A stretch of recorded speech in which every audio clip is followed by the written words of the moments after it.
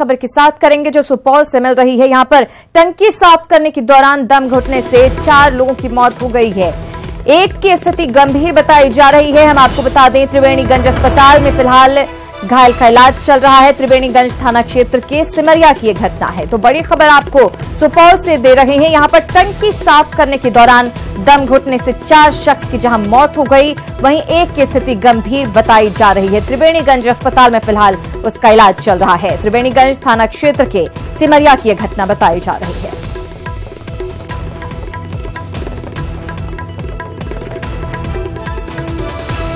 अमित हमारे साथ जुड़ गए ज्यादा जानकारी के साथ। अमित, 4 लोगों की जान चली गई है, आखिर किन परिस्थितियों में इनकी जान गई है? श्रीयांदा, जिस तरीके से ये मौत हुई है वो काफी चौंकाने वाले हैं। इसमें 4-5 लोग मिलकर अपने शौचालय की सफाई कर रहे थे और जिसके दौरान दम घुटने से 4 लोगों की मौत हुई है और एक की स्थिति अभी काफी गंभीर बनी है। श्रीयांदा, ये घटना त्रिवेणीगंज थाना इलाके के सिमरा गांव की है, जहां पर किसी तरह से लोगों ने इन मजदूरों को बाहर निकाला। अस्पताल लाते समय ही इनकी मौत हो गई थी। श्रीयांदा, बिल्कुल अमित, ऐसा नहीं है कि इस तरह की घटना पहली बार हुई है। एक बार फिर से कहीं न कहीं सवाल खड़े हो रहे हैं कि जब इस तरह की सफाई होती है नालों की, उस वक्त सेफ्टी के इंतजाम रखने चाहिए जो इस बार भी नहीं रखे गए थे। नहीं, लापरवाही ये कई बार सामने आई है। सुपौल जिले की बात करें तो आज से 2 साल पूर्व यहाँ पर 3 लोगों की मौत हो चुकी थी और इस तरह की घटना लगातार होती रही है, लेकिन फिर भी लोग लापरवाह की तरह इसमें काम करते हैं और मौत के शिकार हो जा रहे हैं। अमित, अभी जो घायल शख्स अस्पताल में भर्ती है उसकी स्थिति क्या बताई जा रही है? क्या उसे बचाए जाने की उम्मीद जताई जा रही है? श्रीयांदा, उसकी स्थिति काफी नाजुक बनी हुई है। डॉक्टर की टीम उसमें लगी हुई है और उसे बाहर रेफर करने की भी तैयारी की गई है, लेकिन फिलहाल उसकी स्थिति काफी नाजुक है और अब तक 4 लोगों की मौत की जानकारी है। श्रीयांदा, बिल्कुल अमित, ये चारों लोग, जो 5 लोग थे सफाई करने के लिए जो भी गए हुए थे, तो किसके कहने पर ये सफाई करने के लिए गए थे? क्या आसपास के जो लोग होते हैं उनके द्वारा बुलाया गया था या फिर नगर निगम की तरफ से ये भेजे गए थे सफाई करने के लिए? श्रीयांदा, ये 4 मजदूर हैं। 4 मजदूर जो किसी के घर पे बुलाने पर सफाई के लिए जाते हैं और चूंकि गांव में भी है, वहाँ पर वो ट्रैक्टर से जिस तरीके से शहरों में सफाई की जाती है टैंक लगाकर, उस तरीके से गांव में नहीं होता है। उस तरीके से मजदूर ही जाकर उसकी सफाई करते हैं और इसी दौरान इस तरह की घटना बार-बार सामने आती है। बिल्कुल, कहीं न कहीं अब गांव में भी इंतजाम दुरुस्त करने की जरूरत है और जो सुरक्षा अपनाई जानी चाहिए, जो सेफ्टी अपनाई जानी चाहिए, उस पर ध्यान देने की जरूरत है, नहीं तो ऐसे ही जाने जाते रहेंगे। अमित, शुक्रिया इस जानकारी के लिए। तो 4 लोगों की जान नाले की सफाई के दौरान सुपौल में चली गई है। बहरहाल नासिक से बड़ी खबर मिल रही है। यहां पर फाइटर प्लेन सुखोई के क्रैश होने की खबर है। लैंडिंग के वक्त प्लेन क्रैश हुआ है। प्लेन के हालांकि दोनों पायलट सुरक्षित बताए जा रहे हैं। तो नासिक से ये बड़ी खबर, फाइटर प्लेन सुखोई यहां पर क्रैश हुआ है। दरअसल लैंडिंग के वक्त ये प्लेन क्रैश हुआ और राहत की बात ये रही कि प्लेन के दोनों पायलट सुरक्षित हैं।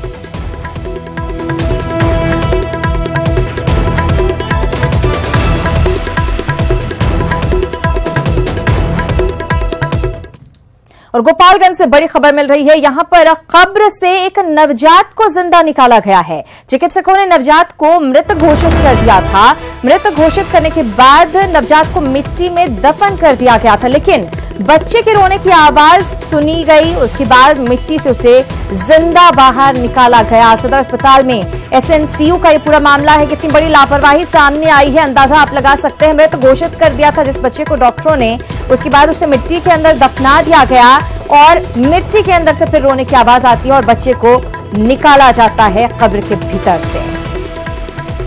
गोपालगंज से बड़ी खबर, मुकेश हमारे साथ जुड़ गए हैं ज्यादा जानकारी के साथ। मुकेश, कितनी बड़ी लापरवाही चिकित्सकों की कही जाएगी कि एक बच्चे को मृत घोषित कर दिया जाता है, उसके बाद मिट्टी के अंदर से उसकी रोने की आवाज आती है। देखिए श्रीयांदा, मैं बता दूं कि गोपालगंज सदर अस्पताल के एसएनसीयू वार्ड का है और यहाँ पर ड्यूटी पर जो मौजूद चिकित्सक थे डॉक्टर कृष्णा कुमार, इन्होंने इस नवजात बच्चे को मृत घोषित कर दिया था और उन्होंने बच्चे को कहा था कि ले जाकर दफन कर दीजिए।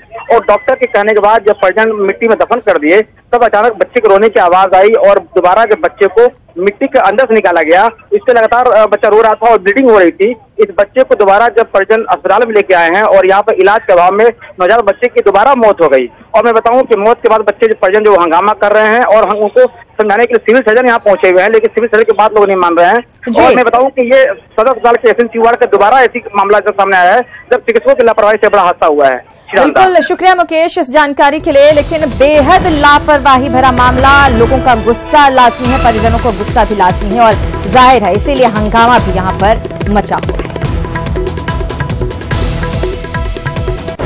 गिरिडीह से बड़ी खबर मिल रही है। यहां युवकों में सरेआम मारपीट की घटना सामने आई है। शराब के नशे में दरअसल मारपीट की यह घटना हुई है। पुलिस ने मामले को शांत करवाया है। मौके पर पहुंचकर नगर थाना क्षेत्र के जेपी चौक की घटना बताई जा रही है। तस्वीरें आप देखिए, शराब के नशे में धुत लोगों के बीच किस तरह से मारपीट यहां पर हुई है।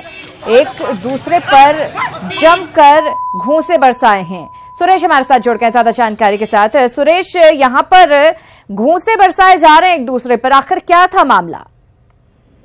देखिए शिरांदा, यह शहर के व्यस्तम चौक माना जाता है। जेपी चौक ये कचहरी के आसपास चौक है जहाँ पर हमेशा भीड़ लगी रहती है। और यहाँ पर कुछ युवक शराब के नशे में एक ठेले में कुछ खरीदने के लिए गए थे और उस दौरान ठेले वाले से उसकी कहासुनी हुई और इतने में वहाँ ठेले के पक्ष से भी कुछ लोग जमा हो गए और जो युवक वहाँ पर शराब पीकर हंगामा कर रहा था उसके पक्ष में भी कुछ लोग जमा हो गए और दोनों तरफ से वहाँ पर जमकर मारपीट हुई है। हालांकि वहाँ से थाना कुछ ही दूर पर है। लोगों द्वारा जब पुलिस को सूचना दी गई तो वहाँ पर पुलिस पहुंचा और पुलिस ने शराबियों को पकड़कर थाना ले गया और वहाँ पर शराबियों से पूछताछ की जा रही है। फिलहाल प्राथमिकी दर्ज करने की तैयारी की जा रही थी। शुक्रिया सुरेश इस जानकारी के लिए। तो शराब के नशे में कुछ युवकों के बीच मारपीट की घटना सामने आई है। हालांकि मौके पर पुलिस पहुंची और सभी आरोपियों को गिरफ्तार कर लिया।